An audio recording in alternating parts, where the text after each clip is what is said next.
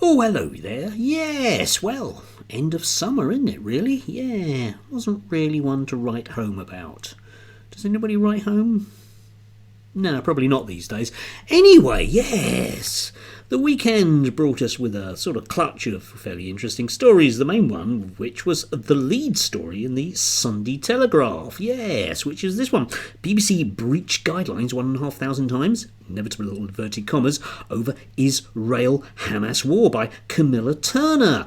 Intriguing, yes, yet more dreadful anti-Israel, anti-Jewish, anti-Semitic, pro-BBC stuff, anti-BBC stuff in the Sunday Times. And yes, it's a report from some bloke basically, and they analysed loads and loads of BBC output, presumably using some sort of algorithm, and discovered loads and loads of bias. So if it's a report, you know what I'm going to do. I'm going to go online and look at it, except you can't, because there's no link to it anywhere. I've had a good look. There's nothing in the Telegraph article. There's nothing in any of the other media which is reporting this, inevitably, like the Daily Mail and the Times of Israel, etc. There's nothing there. And doing a Google search, can't find anything. Doing a search on Twitter, can't find anything. So as far as I'm concerned, it doesn't actually exist. Yes. Anyway, the little information that realistically is there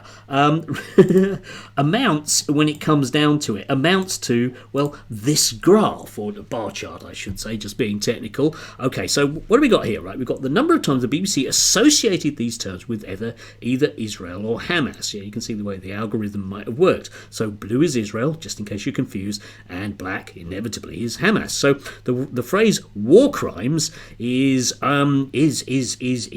attributed to Israel 5 times more than it is to Hamas. And, well, the word genocide is off the scale there, as indeed is breach of international law. However, crimes against humanity works out as more being, oddly, Hamas. Yes, they kind of win that one in that particular game. I guess there are more prizes to Israel for winning that. Yes, except, of course, with my rational head on, I do have to say to myself, well, given the reporting period, which was 4 months after the dreadful events in October, coming up to the first year anniversary, aren't we? Yeah.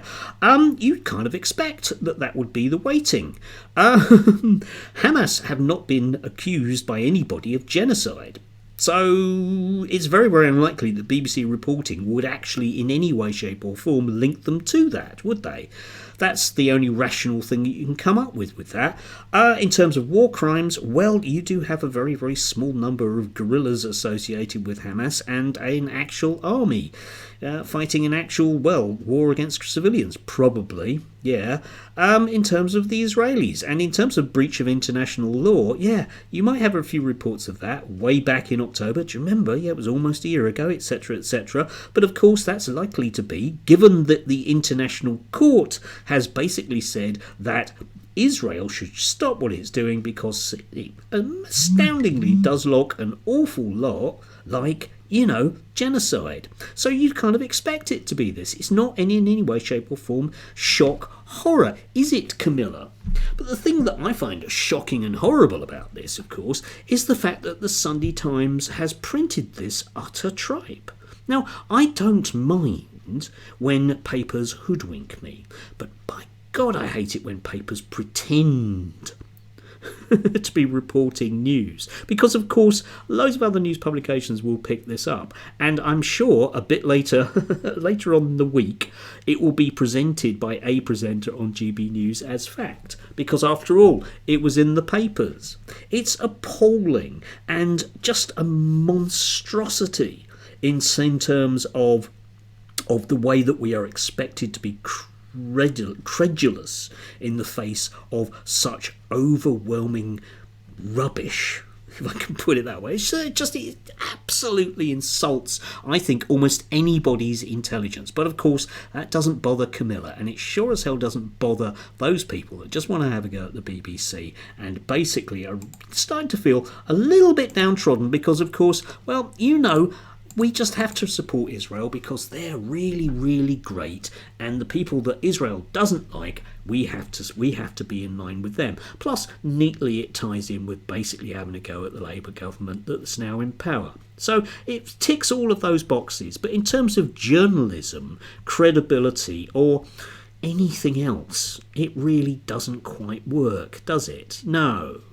In other news this weekend, it was pleasing to see such a small number of proud patriots, shall we say, gathering in Glasgow and a couple of other Scottish cities, and being vastly outnumbered by people that aren't patriots at all but hate their country, probably because they're history teachers. Yes, always good to see proud patriots pointing out people in the crowd with their right arm.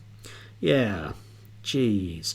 Anyway, in very, very good news, the 80s throwback Rod Stewart wannabe Charlie Mullins.